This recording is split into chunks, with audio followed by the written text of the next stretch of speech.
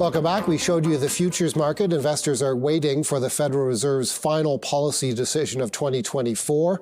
Stocks, of course, rallied in a big way this year. Our next guest says 2025 could look like the year 2018 if we take a trip down memory lane. He's been around for a while. John Zechner is our guest. He's founder and chairman of Zechner Associates. He joins us right now. John, always great to see you. Thanks for coming in. Let's begin with the Fed. What do you expect to hear from Jerome Powell and his colleagues today? He's really stuck with expectations all along. So it's right, 86% expect 25 basis point cut. I'm sure he'll deliver on that. Everyone would be shocked if he didn't.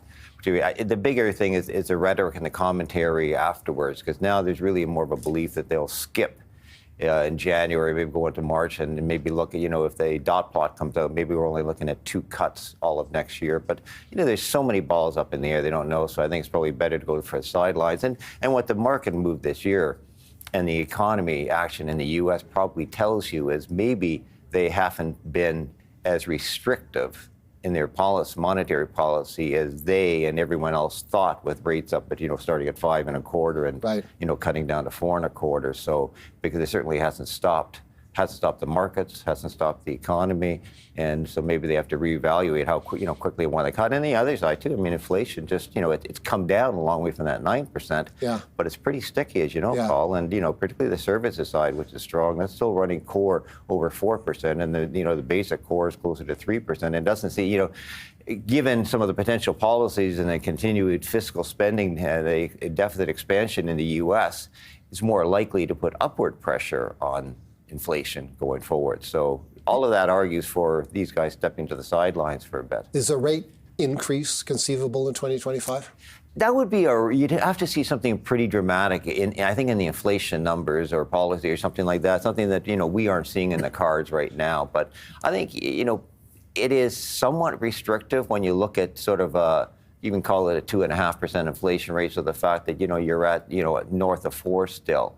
It's a relatively restrictive stance, just maybe not as restrictive as we thought. So the idea of tightening it further, I don't think is necessarily in the cards. But hey, if you started to see inflation pop up because of, the fiscal spending and all of that, I don't think, everything's on the table for next year, Paul, because there's just so many unknowns. We've been down this road before, and we know the volatility is going to be higher than, typical markets are. And you're cautious on stock markets for 2025. There's all kinds of optimism in the market, as you know, after 2 consecutive years of 20% plus gains in the S&P 500 and the Nasdaq. Nasdaq up more than 30% this year, 35, I believe.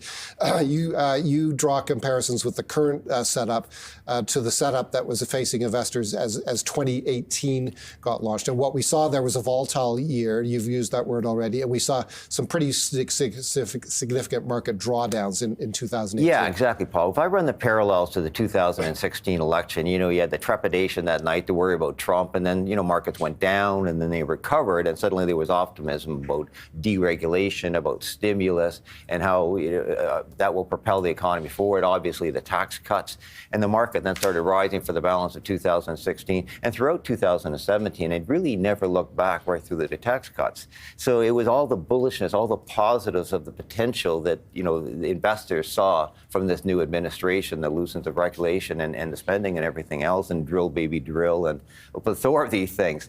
By the time you got to the end of 2017, you started to see the other side of these, the tariffs. Then you saw retaliatory tariffs from, particularly from China, where that was slowing down. You saw inflation numbers start to climb a little bit higher. And then the Fed came in, and it was a newly appointed Jerome Powell, and he started pushing up interest rates. And suddenly the market choked on that a little bit. As we know, in 2018, big correction early in the year, and then a down fourth quarter, and yet a negative year. What I think right now is the market, as they typically do, they took all that good news and they take it in now. I think they've almost taken, if you roll the 8 years back, they've rolled the 2017 experience already into this year. Right. And I think we're hurtling quickly towards that late 2017, 2018 scenario. And I think that could lay out in 2025. So you, on behalf of clients, have adopted a defensive investment strategy. We're going to show viewers what that picture looks like.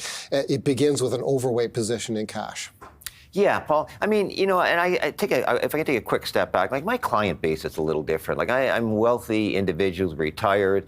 I'm more absolute return sensitive. Right. So my clients, I should go to them now. If they're up, 15, 20% this year, they'd be very happy. Yeah. If I tell, hey, the market's up 30, it doesn't matter. Right. But these are the kind of clients too that don't go to if the market's down 20% in a year and tell them, hey, we're only down 10% and expect a pat on the back. So that's what I mean. We're a little more absolute return sensitive. So when I look at it, what are the risk parameters? What's the risk reward? What are my downside? What are the upsides in the market? Where are we best positioned on an absolute, not on a relative basis? I've got to, match the S&P 500 no matter what. Yeah. And if it goes down, all I care is that I drop less. So from that perspective, I look at the stock market and I see, I can start lining up the things. Everybody knows about the valuation story, whatever measures you take. Yeah. And obviously the sentiment is through the roof. And I can again rhyme off all the the various measures and statistics. And you saw the Bank of America report yesterday. So people are totally bullish. Their positioning is there too. You look at it, the balance sheet in the U.S. right now has over 70% stock, highest ever. Cash down to the lowest levels ever. So everybody's in, everybody loves it. The valuations are at the high end. You need a lot to go right to make that go higher. And when you're assuming all that's going to happen, I don't know, I think there's more chance for the downside. So I'm not going to pull out of the stock market completely, but we're getting a lot more defensive on our holdings, things that have higher yield, more defensive earnings to moves in the economy, more resilient valuation levels and things like that. And so that's sort of what's making up the portfolio. Got cash and bonds. Bonds are a good hedge right now. I mean, gold has been a good hedge, and maybe not as much lately, but bonds, you look at the U.S. 10-year long, 10-year plus, 20-year at 440, 450 plus. That's a bit of a gift, I think, because I have a hard time imagining a scenario where that gets over 5%, and if the stock market falls, that will rally. So, that's sort of our thinking around the client position going into next year. We'll have to leave